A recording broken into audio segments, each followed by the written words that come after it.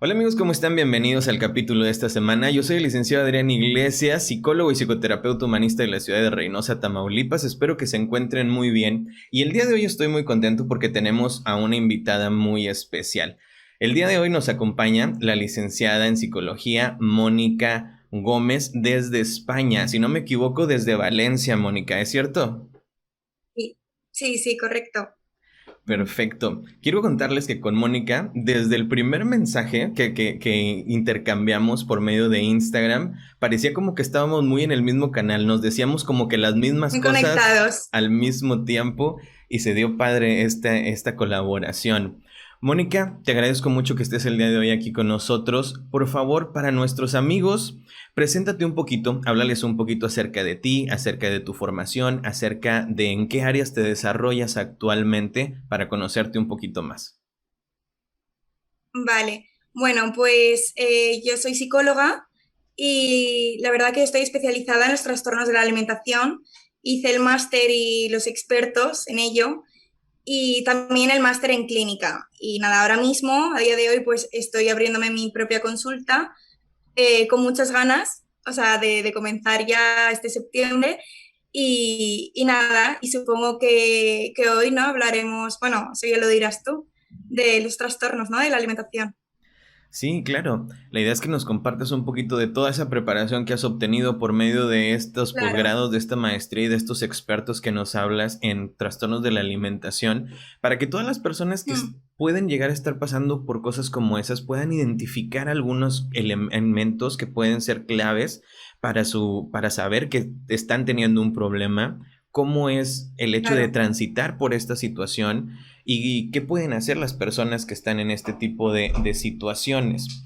Pero antes de eso, cuéntanos un poquito. Entonces, apenas estás por abrir tu consultorio al público. Me imagino que ahora con la cuestión de la pandemia y todo eso, estas cuestiones han estado un poco complicadas, ¿no? Sí, sí, a ver, es que realmente mi formación, bueno, este año intenté opositar lo que te había comentado antes, que era para hospital público, que aquí en España se conoce como el PIR. ¿Qué pasa? Que viendo un poco la situación, al final pues me decanté por lo privado y entonces con una compañera mía del máster estamos, la verdad, muy interesadas las dos en áreas bastante, un poco diferentes, ¿no? Porque yo me voy un poco más por adultos y adolescentes. eh, y ella pues también le gusta toda esa rama, pero también le gusta lo infantil, bueno, y le gustan otras áreas que a lo mejor yo no, o sea, estoy informada, pero yo al final me estoy dedicando a otras cosas. Entonces, al final, pues, ¿qué pasa? Que nos compaginamos muy bien porque mientras una trata unas cosas, otra trata otras, de tal modo que cualquier paciente que venga, ¿no? Pues puede sentirse cubierto por todas las áreas de especialización, todas las áreas posibles.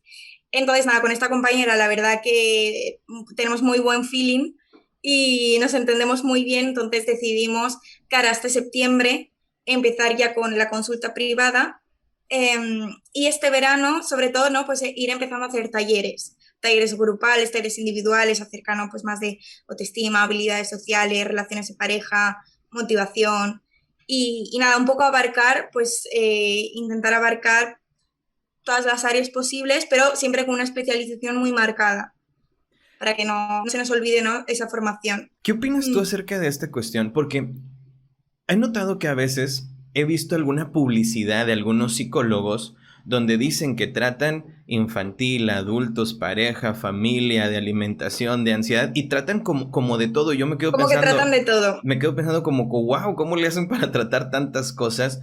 ¿Tú Claro. qué opinas de esto? ¿Crees que es mejor como una especialización más específica y tratar como que algunas cosas? ¿O piensas que es mejor en algún punto tratar de abarcar más parte de la población?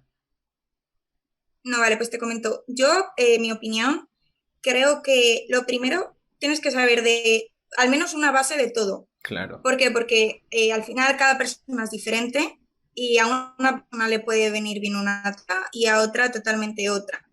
Pero sí que es cierto que, en mi opinión, tienes que estar muy especializado en una o en dos áreas, que esas sean tus áreas. ¿Por qué? Porque realmente al final el tiempo es límite. Entonces, no puedes intentar, cuanto más intentes abarcar, menos estás detallando en una cosa. Entonces, yo, por ejemplo, sí puedo tratar ansiedad, puedo tratar depresión, puedo tratar, ¿no? Pues numerosas cosas, pero sobre todo mi área de especialización es trastornos de la alimentación. ¿Pero por qué puedo tratar lo otro? Porque al final hay una comorbilidad. Es decir, que una persona, imagínate, tenga un trastorno de la alimentación, supone que quizá esa persona también tiene una depresión, tiene a lo mejor unos ataques de pánico, tiene a lo mejor una ansiedad social. Entonces, claro, yo creo que hay que saber de todo, ¿no? En plan, toda una base, porque es lo mínimo que al final el paciente se merece, pero sí es cierto especializarte en una o dos cosas y que seas maestro en esa una o dos cosas, porque al final quien intenta abarcar mucho, poco sabe. Entonces, eso, pero sí intentar pues ese mínimo. Claro, saber un poquito de todo, pero un mucho de algo, ¿no? Exacto, exacto. Un mínimo, pues al final, no, porque es lo que te he comentado, o sea, aquí en España, ¿no? Pues la famosa terapia cognitivo-conductual, que a mí pues me apasiona concretamente. ¿Qué pasa? Pues a lo mejor a un paciente le viene bien esa terapia, pero es que a lo mejor a otro en concreto le tienes que aplicar mindfulness, por ejemplo, o le tienes que aplicar otra historia. ¿Por qué? Porque es que dos personas son totalmente diferentes. Y a lo mejor tienen el mismo diagnóstico, pero es que han vivido cosas totalmente diferentes, su historia clínica es totalmente diferente, por lo tanto van a necesitar tratamientos diferentes o formas de enfocarlo diferentes. Entonces yo creo saber mínimamente algo, ¿no? Pero sí tener tu campo de especialización. ¿Qué te hizo decantarte por la cuestión de lo cognitivo-conductual a diferencia de todos los demás enfoques que hay en la cuestión de psicoterapia?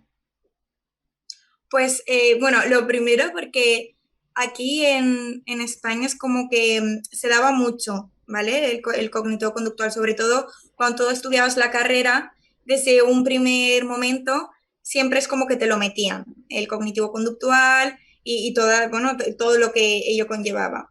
¿Qué pasa? Que sí que es cierto que yo a la hora de ir formándome, sí que me ha gustado mucho pues las terapias humanistas, pues las de tercera generación todo esto, ¿no? Porque sí me parece muy interesante y sí me parece muy aplicable, o sea, que sirve mucho. Ujú. Entonces, yo abrí un poco la visión de decir, claro, a mí me han dado esto en la carrera, pues yo voy a intentar ampliar a otros campos porque vi, ¿no? Que había más abanico, que había más áreas.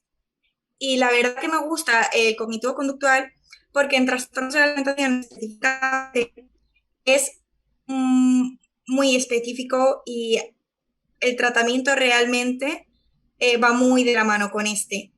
Entonces, tiene mucha evidencia científica también de que el trato mejora mucho trastornos de la alimentación. Yo te hablo de trastornos de la alimentación. Ahora bien, si me preguntas a lo mejor de un paciente que tiene ansiedad, pues a lo mejor, bueno, ansiedad también cognitivo, pero a lo mejor un paciente específico me iría a lo que es la terapia humanista. Pero en concreto en trastornos de la alimentación, por lo que yo he visto, sí que, y por lo que me he formado, la terapia cognitivo-conductual es muy válida en esta área. Vale, vale. Entonces, básicamente por eso. Ok, Mónica, entonces, ¿qué te parece si entramos un poquito en materia, no? Cuéntanos Vale, qué son los trastornos alimenticios. Empezando por ahí, ¿qué son? Y ya después nos vamos metiendo en cuáles son los más frecuentes y cuáles son sus características, ¿no? Pero para empezar, ¿qué es un trastorno de tipo alimenticio? vale. Bueno, pues un trastorno de la alimentación, como su nombre indica, me refiero a la alimentación, eh, con esa relación, ¿no? Hay muchos tipos de trastornos de la alimentación, pero al final los más característicos, los que más se dan son bulimia, anorexia y atracón. ¿Qué pasa? Que estos están ligados con la insatisfacción corporal o hacia el peso que nosotros tenemos. Entonces, esto pues a la persona le lleva a empezar a generar o a crear una serie de estrategias cognitivas y conductuales a través de las que con la comida palia, es decir, amortigua una serie de emociones negativas, por ejemplo, que tiene o una serie de ansiedades que no sabe gestionar. Entonces, ¿qué pasa? Que ha aprendido esa persona con trastornos de la alimentación a generar unas estrategias en relación con la comida que eso le ayude a afrontar su día a día. ¿Por qué? Porque en un inicio, en un instante, se ha obsesionado con esta alimentación. O Ok, sea, partimos de una insatisfacción, luego de una obsesión y luego de una forma de vida, un estilo de vida. ¿Qué pasa? Que estas pacientes, bueno, y también hombres, porque a día de hoy también tengo que comentarlo, antes se daban mucho en las mujeres, ¿no? Era como conocido como, sí, una mujer con anorexia, una mujer con bulimia, y hay que decir que a día de hoy ha aumentado muchísimo en hombres, que no deja de ser un porcentaje, y que también hay que dar visibilidad a esta población, porque ellos también la padecen y es importante decirlo, ¿no? También, bueno, pues al final, tanto en atracón como en bulimia como en anorexia, estos pacientes llegan a tener ese estilo de vida y se sumergen tanto en la enfermedad que la enfermedad les come. Entonces, ¿qué pasa? Que crean como una especie de burbuja, ¿no? En su cabeza, en su vida. Es que su única vida ahora mismo es no hay visión para otras cosas.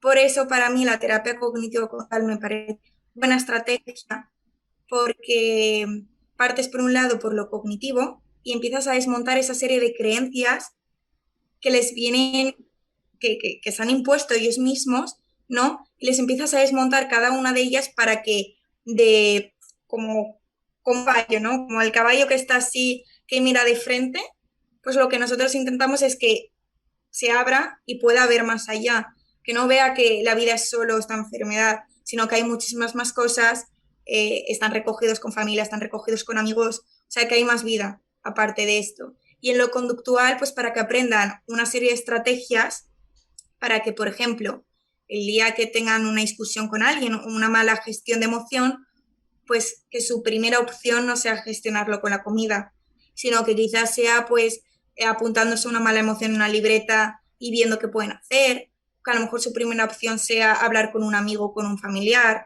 que su primera opción sea ir y hacer deporte, o, ¿sabes? Que ok. no sea la alimentación.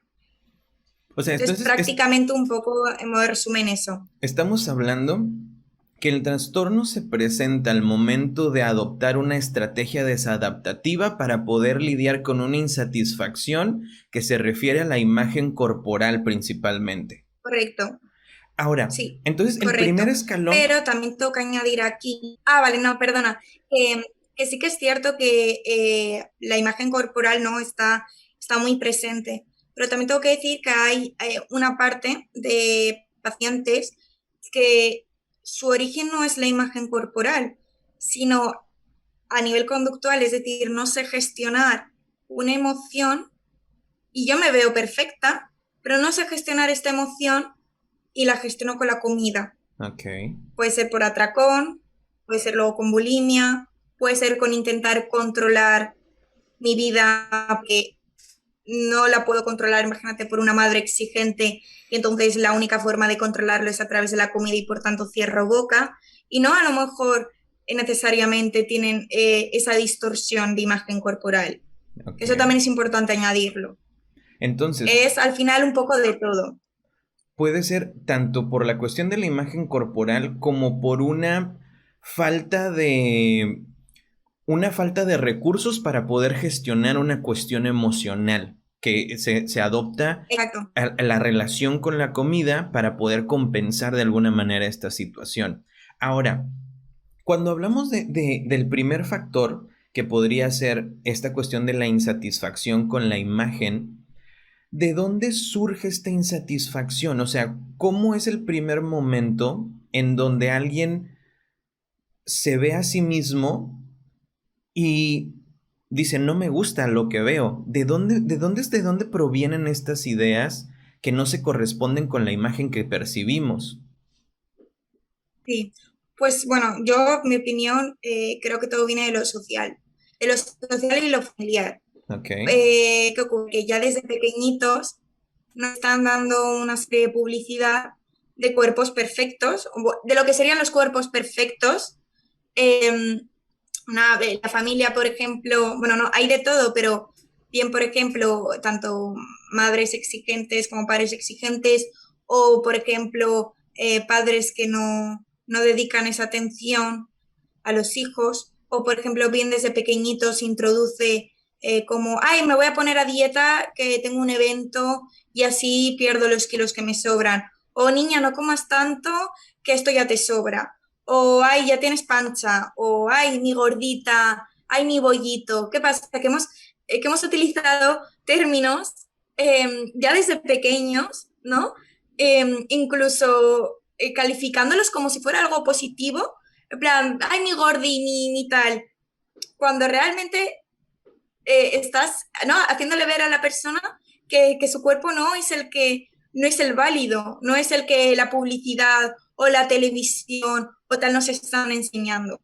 Yo también, en mi opinión, tengo que decir que, y lo siento, pero es verdad, Instagram es una herramienta muy buena para si te quieres, ¿no? Si te quieres expandir en cuanto a tu terreno profesional, eh, eso, pues comunicarte. Al final el mundo está globalizado y es una herramienta que nos ha ayudado mucho, está Claro. claro, pero también ha hecho mal. Y ha hecho mucho mal, sobre todo a los adolescentes y a los jóvenes.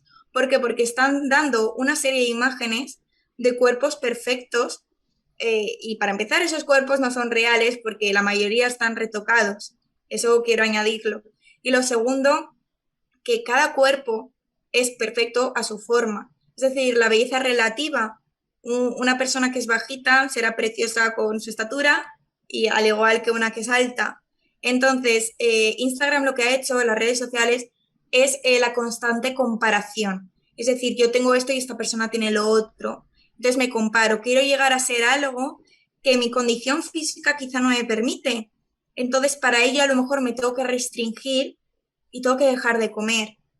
Y llevándome en algunos casos a la muerte por querer tener un cuerpo que no es el mío. Entonces yo creo que el primer factor, sobre todo, es lo social, toda la publicidad y sobre todo la familia. La familia, las rutinas alimentarias, el quita que ya has engordado mucho, ahora te lo quito. Oye, te voy a poner a dieta, ¿qué tal? Son ¿no? una serie de comentarios que nos hacen desde pequeñitos a algunas familias, que eso nos lleva a empezar a plantearnos, ¿y si toca adelgazar? Ah, claro, porque cuando adelgazo, imagínate, por tener gripe y me ven mis amigas, me dicen, oye, qué guapa estás, que has adelgazado, estás muy guapo. En vez de decirme, oye, qué pena que hayas estado enfermo, te veo con menos salud. O en vez de decirme, oye, has cogido más peso, estás con más salud. Eso nunca nos lo hemos llegado a escuchar. En cambio, sí que hemos llegado a escuchar el qué guapo estás que has adelgazado, ¿no? Son una serie de comentarios que se han visto generalizados a nivel social que hemos aceptado y lo hemos instaurado en nuestra mente. De tal forma que ya relacionamos adelgazar con positivo y engordar con negativo. Cuando a lo mejor en otra época de la historia engordar era lo más bueno de todo porque eso quería decir que tenías salud. Claro. Ahora, Mónica, Mm, entonces entiendo que existe una especie de ideario comercial que la sociedad ha comprado sí, del deber ser en cuestión de imagen, en cuestión de estética, en cuestión de ciertos estereotipos de lo que se supone es bello y aquello que se aleja de estos estereotipos, entonces es menos bello o se aleja de la cuestión estética socialmente entendida. Y entonces nosotros como familia imponemos este mismo dogma a nuestros hijos o a la crianza de nuestros hijos y entonces vamos criándolos con esta idea de que deben de parecerse a estos cuerpos perfectos de los que hablas, que vemos en los videos, en la televisión, en Instagram, y el hecho de no corresponderse la imagen que yo veo en el espejo con lo que se supone debo ser, eso es lo que principalmente produce la insatisfacción, que es el primer escalón en la cuestión de exacto, trastornos alimenticios. exacto, totalmente. Luego también otra cosa que también he visto y he estudiado mucho es que, por ejemplo, hay muchas familias que mismo los padres tienen un trastorno de alimentación encubierto. ¿Qué pasa? Que a lo mejor no se ve visto porque tienen un peso normal, pero sí sus conductas son de trastornos de la alimentación, ¿no? pasa que esto tú lo reflejas en tus hijos. O sea, tú los enseñas desde pequeñitos que mamá siempre ha estado a dieta, papá siempre cuando tenía un mal día se atracaba con chocolate. Entonces, son al final conductas que los niños desde bien pequeñitos aprenden. O bien, por ejemplo, en la televisión, en las típicas películas de Hollywood, ¿no? Estoy mal porque mi novio me deja y entonces aparece típica El chica con helado, la ¿no? tarrina enorme de chocolate para acabársela. Claro, es que al final son cosas que es que nos lo han dado hecho, no hemos visto otra cosa. Entonces es normal. O sea, sería injusto decir a una persona, no tengas este trastorno, porque es que se lo han dado comido desde la primera infancia. Entonces Ahora, es muy complicado desmontar una serie de creencias. ahora, Mónica, también en algún punto creo haber leído en algún lugar que este tipo de comida, las harinas refinadas, el azúcar, todo este tipo de cuestiones, propicia en mí una producción de ciertas hormonas que me hacen sentir menos mal o Mm. un poco más bien, y eso también hace que mi relación con la comida se entienda a un nivel simbólico y de cómo me siento en ese momento, como me siento mal, bueno, pues como algo con alto contenido de azúcar o con alto contenido de carbohidratos o de harinas, y eso me hace que me sienta un poco mejor. ¿Esto también influye en este tema? Y mira, me gusta mucho que lo preguntes porque justo recientemente leí una investigación acerca de esto y efectivamente, o sea, hay una serie de alimentos que sí que es cierto que nos producen una serie de endorfinas, las famosas llamadas, no la serotonina, Ajá. la hormona de la felicidad. Entonces, ¿qué pasa? Que tú, por ejemplo, cuando te comes un pedacito de chocolate, esa hormona, ¿no? se activa, entonces te sube lo que es el azúcar, te da ese subidón de energía.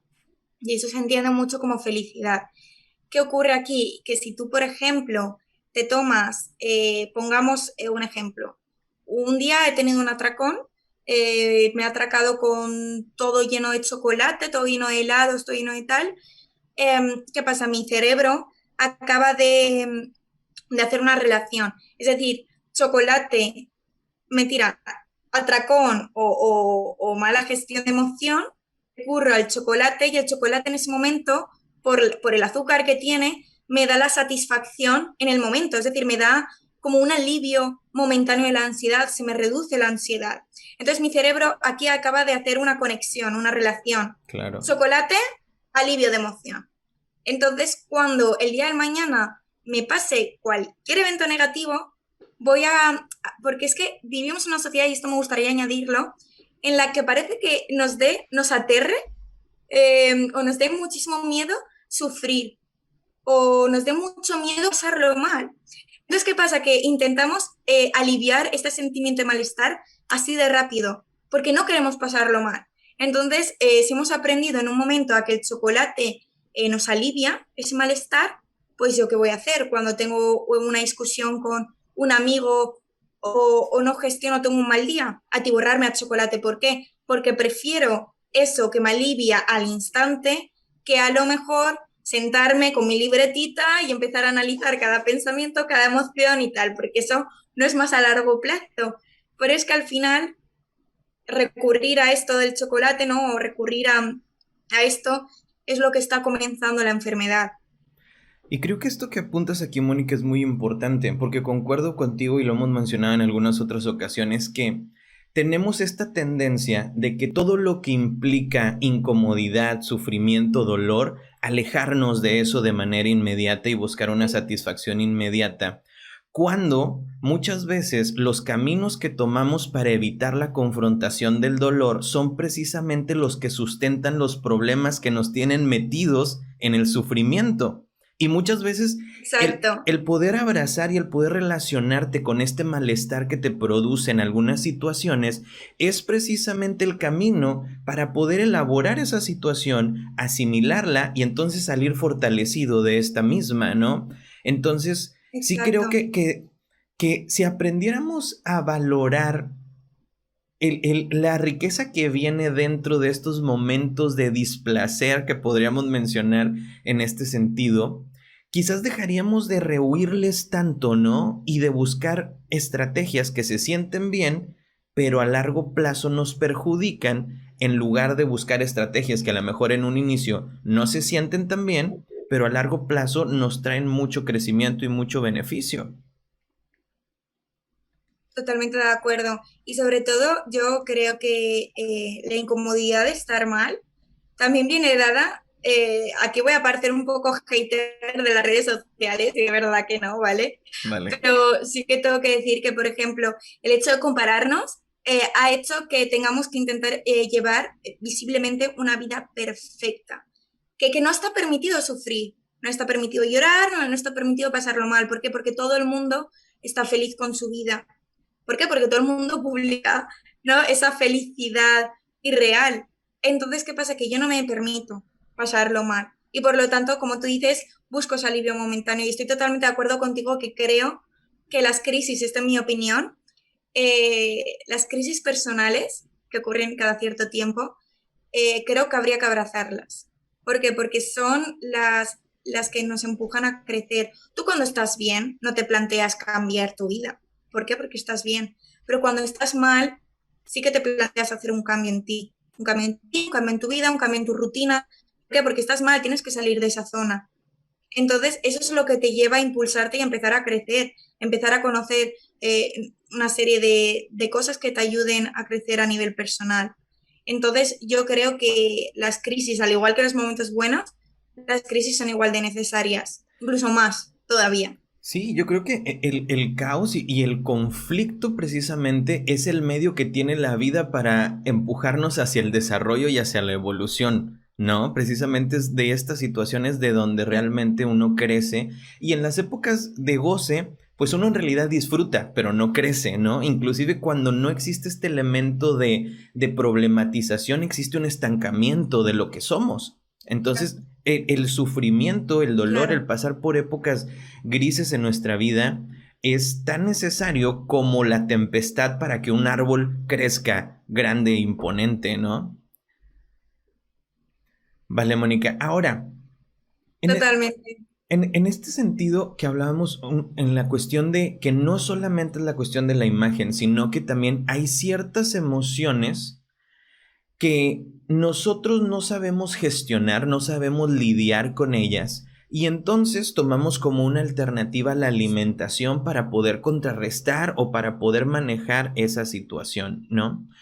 ¿Cómo es que se da esta situación y si hay algunas situaciones que sean más propensas a llevarte a la cuestión de trastornos alimenticios o hay ciertas características de la personalidad que te hagan más propenso a estos trastornos o a diferencia de que te lleven a otros? Vale, pues mira, también me alegra mucho que me preguntes sobre esto porque creo que al final es una forma de dar ecoeducación a la gente que nos pueda ver y, ¿no? y puedan verse un poco a sí mismos y prevenir una serie de conductas. Se divide un poco, ¿no? Bueno, te lo voy a dividir un poco en los trastornos que más se conocen, Ok, los de anorexia, los de bulimia y los de atracón. Vale, pues a ver, los de anorexia, sobre todo la personalidad de la persona, suele ser muy perfeccionista. Es decir, una necesidad de controlar. ¿Qué es lo que ocurre? Que cuando tú intentas controlar todo, cuando tú intentas que todo en tu vida sea perfecto, sea armonioso, son personas que suelen dedicarse mucho a los estudios, muchas horas de estudio, personas que quizá tengan menos habilidades sociales, no, a lo mejor no tienen esa facilidad, ¿no? Como para expresar, oye, me siento mal, oye, esto me ha sentado mal de ti, ¿no? Como para expresar críticas, como para ser asertivo.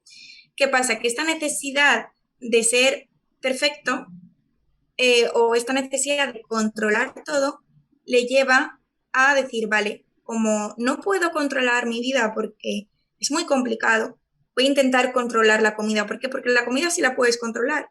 Es decir, una persona, fíjate que los humanos podemos llegar a morirnos de hambre incluso queriendo. Es decir, sobrepasamos la línea de la supervivencia, que es lo más natural que hay, ¿no? En ajá. plan, la supervivencia es lo que nos impulsa, pues hasta el humano puede sobrepasar esa línea y puede decidir morirse de hambre. ¿Por qué? Porque puede llegar a controlarlo.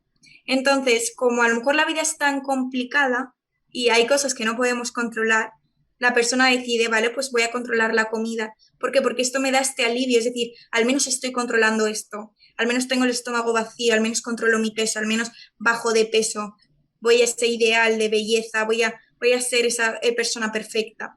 Eso sería un poco, ¿no? La anorexia. En la bulimia, por ejemplo, se ha visto mucha relación con el trastorno límite de la personalidad, Ok. que tú me has comentado que, ¿no? que has trabajado mucho con este trastorno, Así es, sí, sí, ¿no? sí, que está Ahí en el caracterizado por hospital. esta cuestión Pues, de pues, inestabilidad y toda esta cuestión, ¿no? exacto. Pues, por ejemplo, en la bulimia ocurre esto, que hay esa inestabilidad emocional, ese es control de todo que lleva ese descontrol. Por ejemplo, en anorexia sí que hay un infrapeso, ¿no? Porque se ve, pero en bulimia, curiosamente, las personas suelen tener un sobrepeso o, o un normapeso, es decir, suelen estar en su peso, aunque vomiten. ¿Por qué? Porque es que, claro, cuando tú ingieres a lo mejor 30.000 calorías en una sentada, tú a lo mejor vomitando vas a vomitar 20.000, pero es que se te quedan otras 10.000 en el cuerpo. Esa es la falsa creencia que tienen las personas que hacen esta conducta, que piensan que así van a adelgazar, cosa que es totalmente falsa. Cuando nosotros nos entra un paciente de bulimia, lo primero que hay que hacer es hacer psicoeducación, es decir, darles a entender que esta conducta es totalmente errónea. Es decir, que a lo mejor llevando una conducta normal de comida o unos patrones normales de alimentación sin sustituir nada, sin restringir nada, esa persona sí va a conseguir su peso normal. Entonces eso, pues, para un primer momento con el paciente, sí que ayuda, ¿no? a que entre un poco en razón y pueda seguir esas pautas alimentarias normales. Bueno, en bulimia sobre todo se da esa inestabilidad emocional de la que hemos hablado, el trastorno límite, Ajá. esa falta de gestión emocional, lo mismo, ¿no? Falta de habilidades sociales, no sé hacer críticas, entonces me trago esa frustración, no sé gestionar esta ansiedad, pues me lo trago, etcétera. Y en el atracón es muy similar a la bulimia, es decir, lo que es la fase del atracón es la misma, ¿vale? Es una insatisfacción con mi vida, con mi persona, con mis amistades, o sea, no sé gestionar esas emociones, me las trago. La diferencia es que en el atracón no compensan. Es decir, no, los llamamos como, suena un poco mal, ¿no? Pero como la cobardía de la bulimia. Es decir, hago lo mismo, pero al final no vomito. Ok. Entonces, están muy ligados, ¿vale? Y estos tres trastornos están muy ligados entre sí. Es más, esto quería comentártelo porque sí que me parece muy importante que la gente lo entienda y lo sepa, que es que de un trastorno se pasa a otro. Es decir, es muy probable que una persona empiece con anorexia. ¿Por qué? Porque empieza a intentar controlar, restringe, adelgaza mucho. ¿Y qué pasa? Que sustituye mucha alimentación, deja de comer carbohidratos, deja de comer azúcares, deja de comer grasas. A lo mejor solo se alimenta de pequeñas porciones de verdura o ¿sabes? En plan, restringe todo. ¿Qué ocurre? Que a lo mejor esto cada 2 meses puede ser factible, pero a raíz de los 2 meses la persona se obsesiona tanto que ese control lleva al descontrol. Entonces, aquí pasa de la anorexia a la bulimia. Es decir, ostras, he empezado a atracarme porque me ha venido un atracón, bueno, pues para compensarlo voy a vomitar. Y la persona aquí acaba de aprender una nueva estrategia. Ah, puedo comer lo que sea y no engordar. Entonces ya empiezo. Y ahora aquí se pasa a la bulimia. Y de la bulimia muchas veces, cuando la persona es más mayor, deja de vomitar y se queda en atracón. Y entonces ahí vemos el sobrepeso de la persona. Ok, Mónica, entonces pareciera que vamos de un extremo al otro, sí, cambiando de estrategia simplemente, ¿no? Porque pasamos de una rigidez, de un control total acerca de la cuestión alimenticia, que es una estrategia como compensatoria en la cuestión del descontrol que a veces no podamos ejercer sobre nuestro contexto, pasando a un descontrol que se corresponde más con la cuestión de la bulimia, pero teniendo esta estrategia de vomitar para entonces seguir manteniendo esta cuestión del peso. Y después se elimina la estrategia quedando solamente en la cuestión del atracón. Esto es una teoría de unos autores, lo que te he comentado, pero siempre quiero añadir que cada caso es único y diferente. Claro. Esto pasa de forma general, pero luego hay muchas veces que no, hay muchas veces que una persona se queda anclada en la anorexia, otra se queda anclada en la bulimia y otra se queda anclada en el atracón. Pero sí, como forma general, una paciente puede saltar de uno a otro. ¿Cuáles son las características de estos tres trastornos alimenticios que son los más comunes, los que se dan de manera más habitual? ¿Cómo diferencio, cómo identifico cuándo es anorexia, cuándo es bulimia, cuándo es atracón para poder tenerlo claro entre uno y otro? Vale. Sí, pues mira, el anorexia, bueno, existen dos tipos de anorexia. Lo primero, está la anorexia restrictiva y la anorexia nerviosa. ¿Qué pasa? En la restrictiva es la persona que tiene esa insatisfacción corporal y con el peso.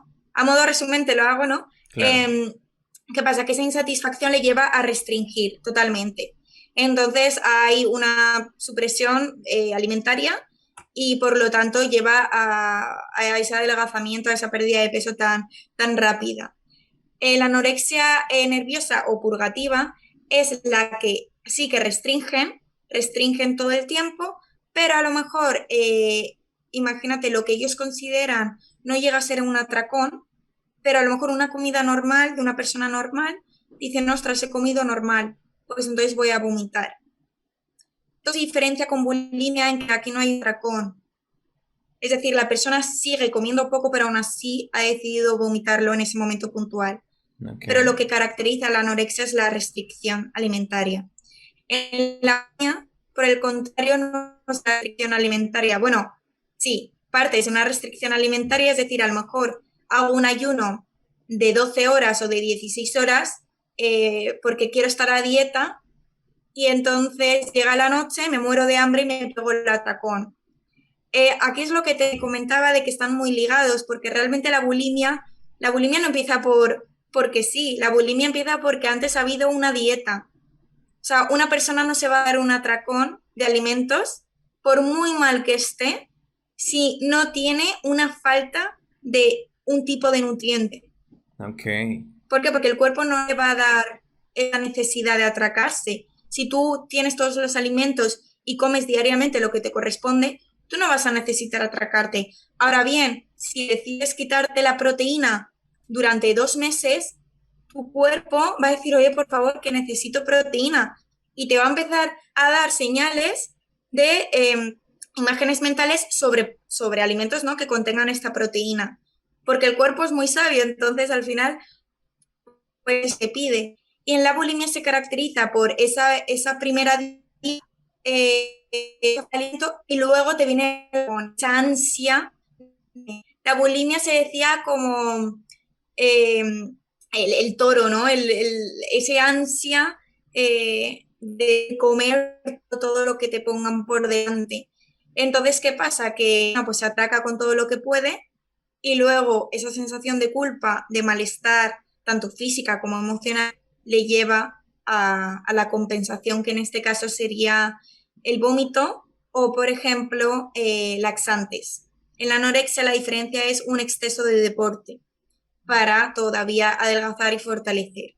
Y el atracón sería lo mismo, es decir, o bien tengo insatisfacción corporal, intento hacer dietas, las dietas fallidas y por tanto lo matraco, no Ajá. compenso, o simplemente tengo mal día y no sé otra forma de gestionar mi mala emoción que comiendo. Esas serían un poco las características que definen a cada trastorno. O sea que en la bulimia, a raíz de un déficit que se da por seguir un régimen alimenticio diferente al que estoy acostumbrado, entonces a manera de sobrecompensar es cuando se da el atracón y a manera de culpa es cuando se da la estrategia del vómito para poder como, Exacto, como contrapeso, ¿no? De esta cuestión de atracón que di anteriormente. Ahora, otra cosa es, exacto. yo he escuchado mucho que también, por ejemplo, hay personas que están dentro de estos trastornos alimenticios que a pesar de ya ser unas personas bastante delgadas, se ven en el espejo y parece que existe una especie de cuestión en la percepción donde ellos, a pesar de ser muy delgados, no se ven a sí mismo como, si, como delgados, se siguen percibiendo como personas como con sobrepeso. Ahí donde entra esta característica dentro de estos trastornos. Pues mira, esto es un engaño perceptivo, una distorsión perceptiva, Ajá, que se llama dismorfobia. ok, ¿Qué pasa? Que esta dismorfobia es que la persona, lo que tú dices, a pesar de realmente estar delgado, considera su cuerpo más amplio de lo que es. Aquí una estrategia muy buena que utilizamos es una práctica que se hace a los pacientes, que es que ellos mismos dibujen eh, en un papel a lo grande, ¿no? ¿Cuál creen que sería su forma de cuerpo? ok, Luego, esta forma dibujada se compara con su cuerpo real, se ponen. Y entonces, esto es un trabajo de base que es lo que te he comentado antes. En los trastornos de la alimentación hay muchas, muchas creencias erróneas. Entonces, no es cuestión de quitar el trastorno de la alimentación de la noche a la mañana, porque no. Es cuestión de día a día quitar esa serie de creencias que ellos se han ido creyendo a lo largo de su vida, esa claro. serie de pensamientos. Entonces, por ejemplo, esta estrategia que te comento del dibujo es una estrategia muy buena para que ellos mismos se den cuenta de la realidad, que digan, ostras, pues mira, mi cuerpo yo lo he pintado de tal forma y es que es muchísimo más delgado de lo que yo pensaba. O, por ejemplo, a través de una foto. Yo me miro al espejo, me veo de una forma, pero luego veo una foto y no veo que realmente esté tan ancho como yo pensaba. Son formas que tenemos, ¿no? Para ir quitando esa distorsión cognitiva, esa distorsión perceptiva que tienen los pacientes. También, por ejemplo, existe la vigorexia, que sería el lado contrario, Ajá. que esto sobre todo se da más en hombres, que se ven pequeños de músculo, se ven pequeñitos, chiquitos, cuando realmente a lo mejor están muy anchos, están muy grandes. Entonces ellos quieren verse más grandes todavía. Pues ocurre al contrario, ¿no? Ellos se ven más pequeños cuando realmente están muy fuertes. Entonces, pues sería lo mismo utilizar esta serie de desmantelamiento de creencias, desmontar esta serie de pensamientos para que sean más acordes con la realidad. Claro, es como una confrontación con la realidad por medio de la comparación para desmentir estas fantasías que nos creamos y a partir de las cuales se dan nuestras conductas que sustentan el problema en el que estamos, ¿no? Exacto. Ahora, ¿cuáles Sí, son totalmente. O sea, eso al final es la comparación. ¿cuáles son como las características o los focos rojos que yo puedo identificar antes, no sé si antes o durante, pero quizás antes de estar como ya de lleno en una crisis o ya de lleno en un trastorno? O si yo tengo a un hijo adolescente o alguien cercano, ¿cómo puedo yo darme cuenta que esa persona tiene alguna problemática con respecto de la alimentación?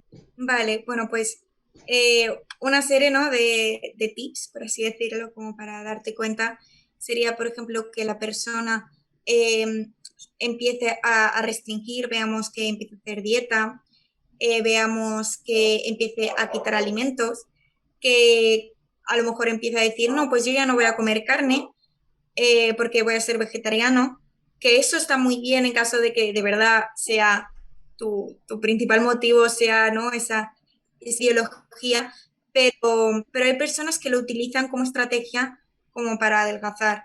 Luego, por ejemplo, si recurre a ir al baño después de las comidas, si suele comer y cenar fuera de casa, si, por ejemplo, prefiere comer a escondidas o vemos que a lo mejor guarda comida en su cuarto, como chocolate, tal, que esto sería en caso de la bulimia y el atracón, muchas Ujú. veces atracarse a escondidas, ¿no? El famoso aquí que nadie me ve, me encierro en el cuarto y tengo hasta escondidas paquetes de galletas y tal para cuando me des ansiedad. Entonces, esas serían una serie de cosas visibles que podemos ver, pero de todas formas, yo aquí a los padres, a los familiares, me encantaría decirles que al final los trastornos de la alimentación es como un iceberg. Es decir, nosotros vemos la puntita del iceberg, que son los síntomas. Deja de comer, vomita, se ausenta, está más nervioso de lo normal, está triste, ya no queda con sus amigos, pero debajo de esa puntita hay una montaña enorme de creencias desde la infancia, desde comparaciones, desde baja autoestima, desde mala gestión emocional, desde malas habilidades sociales, o sea, una serie de muchas causas. Entonces no podemos visualizar solo esos síntomas, porque estos síntomas no es la enfermedad, esto es solo lo que lo hace visible. Y Ok, nosotros como psicólogos retiremos estos síntomas, no significa que estemos haciendo bien nuestro trabajo, significa que estamos quitando esa visibilidad del trastorno, pero el trastorno sigue estando. Lo que hay que focalizar una vez quitados estos síntomas, es decir, una vez estabilizada la vida del paciente, es focalizarnos en esta montaña que hay debajo, porque esta montaña que hay debajo es una historia enorme, familiar, de abusos sexuales, que en bulimia se da mucho también, en los trastornos de la alimentación se ha visto mucha correlación con abusos sexuales infantiles, con familias muy perfeccionistas o con familias muy desestructuradas. Entonces, claro, es una serie de acontecimientos que no hay que pasar por o sea, no tienen que pasar desapercibidos, ¿no? Y básicamente a las familias les diría que sí, que estén pendientes, ¿no?, de esos síntomas, pero que sobre todo focalicen en que hay mucho detrás, que hay que ser muy pacientes y, ¿no?, y tener como esa amabilidad de recoger al paciente y a la persona, al hijo en concreto. vale. Creo que es muy valiosa esta cuestión porque es importante que las personas sepan que, no sé si tú concuerdes con esto, pero el trastorno o el síntoma en realidad es más bien un, es, un intento de resolver el problema que está debajo de esto, ¿no? Exacto, Entonces exacto, una mala estrategia. sí, es importante poder llegar realmente al origen de la cuestión y poder desentrañar cómo es que esto se ha tejido para que se desemboque en este trastorno de manera específica, ¿no? Para que entonces, por medio de la toma de conciencia y por medio de estrategias más adaptativas que el paciente puede empezar a adoptar para sí mismo, realmente dar una solución a este tipo de problemáticas. Otra cosa, Mónica, Exacto. que me gustaría preguntarte es, ¿qué pasa con esta cuestión?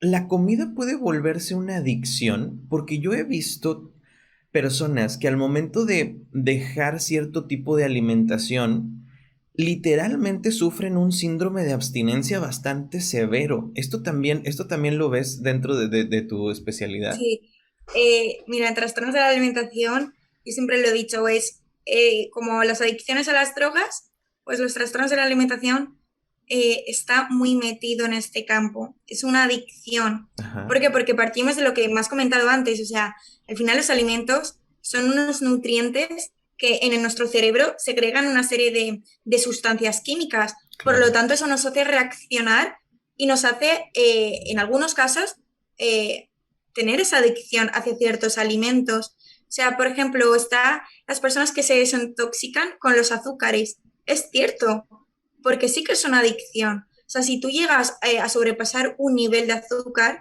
eso sí que llega a segregar tales sustancias que a ti te pongan más nervioso, te den esa estimulación que cuando no recibes el chocolate, estoy más ansioso, me falta algo, etcétera. Entonces, sí que es cierto que es una adicción.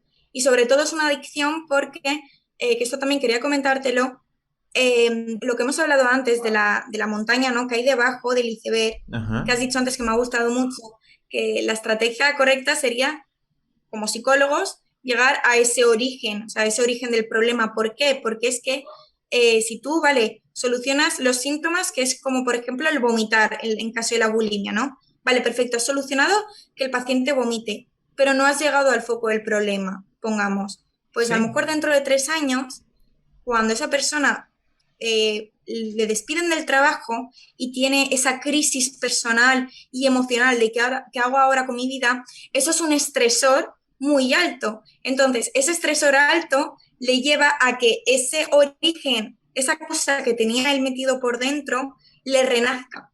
Entonces, le vuelve a renacer esa sensación de malestar, esa causa, ¿no?, que le incomoda, y la persona lo que hace es, vale, o bien recurre a la estrategia del vómito que ya había aprendido hace años, o bien aprende una nueva, que a lo Exacto. mejor esa nueva puede ser otro trastorno. A lo mejor en caso de la bulimia, que está muy relacionado con el límite, con el trastorno de la personalidad límite, puede llegar a ser el cortarse, el automutilarse. O drogas, por Entonces, ejemplo. esas son estrategias que la persona.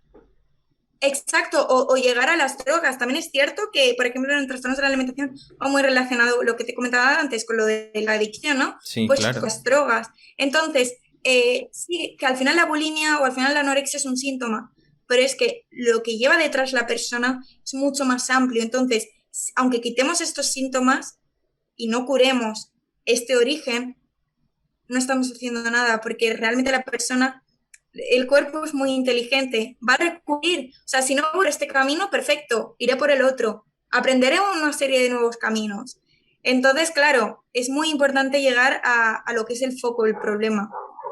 Sí, claro, porque el hecho de quitar los síntomas, lo único que puede propiciar es como disfrazar la enfermedad o el trastorno y que Exacto, éste tome nuevas rutas por donde manifestarse, que quizás puede llegar a exacto. ser que nos perdamos un poquito más en lugar de que entremos un poquito más al hecho de resolver la situación. Sí, sí. O sea, a veces la solución es, y fíjate la paradoja, pero es no hacer nada. O sea, a veces una persona con su dolor, por ejemplo, un duelo, a veces no hay que hacer nada. A veces esa persona tiene que atravesar ese duelo y tiene que sufrirlo. ¿Por qué? Porque esta persona de forma natural aprenderá estrategias buenas que la ayuden. Pero si queremos hacerlo deprisa y corriendo, vamos a aprender estrategias malas que resuelvan automáticamente en este momento ese malestar, pero esto realmente estamos agravando el problema, lo estamos ampliando a largo plazo, Claro, no lo estamos acortando. me recuerdo una vez escuchaba a un médico decir, mire, señora, cuando le duela, no se tome la pastilla para el dolor, porque luego si ya no le duele no sabemos qué es. Mejor cuando le duela, véngase al hospital para poder hacerle el estudio y poder captar cuál es el problema realmente, ¿no? Exacto, tal cual, totalmente. Sí, al final los síntomas es como, a mí me gusta mucho esta metáfora, siempre la utilizo, con el papelito del caramelo. Es lo que recubre al caramelo, los síntomas, lo que se ve. ¿Qué pasa? Que la persona no ve la tristeza en la depresión. Es el papelito. Lo que lleva a la persona por dentro es mucho más amplio que la tristeza. La tristeza es solo una visibilidad de esa carga emocional que tenemos por dentro. Ok, Mónica, entonces, por ejemplo, si yo viendo este video me identifico con algunas de las cosas que hemos estado hablando, que tú nos has estado diciendo, identifico que yo tengo este tipo de personalidades o que de repente yo uso la comida como una estrategia para lidiar con ciertas cosas o para compensar, ¿qué hay algo que pueda hacer de manera autónoma? ¿O debería ir de ya a buscar la asesoría de un especialista? ¿Qué es lo que debería yo de hacer? Pues bueno, yo lo primero que recomiendo, ¿vale? Es ponerse en manos de un profesional. Básicamente porque, y esto quiero hacer llegar a todo el mundo, que los trastornos de la alimentación es algo muy complicado, que se sufre mucho, tanto familiares como el paciente en sí. Entonces, al final esto es una enfermedad que no se puede llevar solo, porque no se puede, porque al final hay muchas cosas detrás. Entonces, lo primero, pedir ayuda a un amigo, a un familiar, a un profesional, que haya alguien que te esté respaldando para llevar a cabo el proceso de rehabilitación y tratamiento. Y sobre todo, yo esto lo veo imprescindible, es cortar con la dieta, la restricción alimentaria. Es decir, instaurar unos hábitos saludables, equilibrados, que haya de todo. Yo no digo que al niño o a la niña le pongas un plato de chocolate, porque eso no es sano. O sea, aquí tenemos que discernir, en plan, eso no es sano, ni un extremo ni otro. Claro. No tenemos que engullir, tenemos que alimentarnos para vivir, para que nuestro cuerpo sea la herramienta para funcionar y poder tener salud y poder vivir con calidad de vida, pero no ni para adelgazar ni para engordar. Y sobre todo, lo que he dicho, ponerse en manos de un profesional. Y que esto al final es una enfermedad que sí es tratable, ¿vale? Pero sí que es cierto que cuantos más años pasen, se va cronificando el problema, porque vas haciendo más peso a esas creencias. Entonces es más complicado desmontar esos pensamientos, pero que si al final te pones en contacto con un buen profesional y el paciente, sobre todo el paciente, tiene ganas y tiene motivación como para salir de este sufrimiento, se puede. Ahora, ¿qué papel juega, Mónica, la red cercana, el círculo social cercano de estas personas? Porque en general los trastornos psicológicos a veces son muy juzgados de manera muy dura, porque se juzga a Sí, las personas como si lo hicieran, como si dependiera de ellos, ¿no? Como si lo mm, estuvieras haciendo adrede, como si quisieras llamar la atención, como esta incomprensión de lo que es realmente el sí. trastorno, ¿no? Entonces, ¿qué le dirías a las personas que son cercanas a una situación de estas? ¿Cómo pueden ellos actuar de manera que sean útiles en lugar de actuar de manera que sean como este juez riguroso que en lugar de ayudar parece que hace lo contrario, ¿no? Pues mira, aprovecho para decir esto. Justo ahora estoy en un proyecto que estoy escribiendo un libro acerca de cómo dar estrategias para los padres, para la gente cercana. Porque lo que acabas de decir es que me parece imprescindible. O sea, yo, esto en mi humilde opinión, digo que sí, obviamente el paciente se tiene que poner en las manos de un profesional, pero sobre todo contar con el apoyo de la familia o de la gente más cercana. ¿Por qué? Porque al final es lo que la persona se rodea 24 horas. Entonces, si nosotros, los psicólogos, tenemos la ayuda de que ese paciente tenga un ambiente sano y seguro, ya estamos, o sea, ya hemos adelantado muchísimo proceso de tratamiento. Entonces, yo lo que les diría a las familias, ¿vale? Sobre todo es que entiendo que es una situación muy complicada, entiendo que a veces se pueda perder la paciencia porque tú al final, cuando es tu ser querido, quieres que esté bien, quieres que se Claro, encuentre bien, que quieres que viva, quieres que esté feliz. Entonces, la impotencia que nos da ver como nuestro hijo, como nuestro hermano, como nuestro amigo no está bien, está sufriendo, eso nos duele.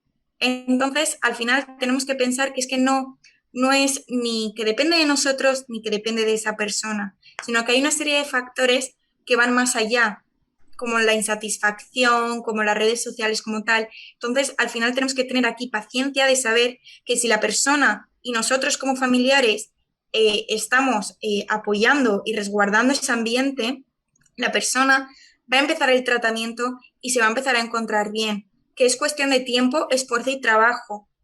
Entonces, que al final una cosa no se resuelve de la noche a la mañana. Las cosas importantes y serias, como es este caso, no se resuelven, se resuelven con trabajo. Entonces, que al final la familia entienda que es el primer apoyo, más que los amigos, más que el terapeuta, más que eso es la familia, porque es quien realmente va a estar acompañando. Entonces, darles esa responsabilidad a la familia y ese poderío de decir, soy importante para mi hija. Es decir, lo que haga, el acompañamiento que yo le dé, puede beneficiarle mucho, puede realmente ayudarle. Por el contrario, estar criticando que no coma o estar criticando lo que haga puede llevar el efecto contrario. Es decir, puedo claro. hacer que mi hija se aleje más de mí, que no me cuente las cosas. Puedo hacer que incluso la persona que a lo mejor está pasando por una muy mala época, que encima que le echen críticas o que no la entiendan, la hunda más. También es Exacto. cierto. Entonces, en resumen, que entiendo el sufrimiento que es, lo entiendo, sé que es algo duro y es algo a largo plazo, pero que tengan paciencia y sobre todo recojan a la persona en ese apego seguro, que les den esa amabilidad familiar y la recojan, porque al final la paciente eso es lo que le hace encontrar a veces la motivación como para empezar el tratamiento. Vale, Mónica, ya estamos cerrando. Quiero decirte que estoy bastante contento con el hecho de tener esta conversación contigo, de que te agradezco mucho el hecho de que hayas aceptado la invitación.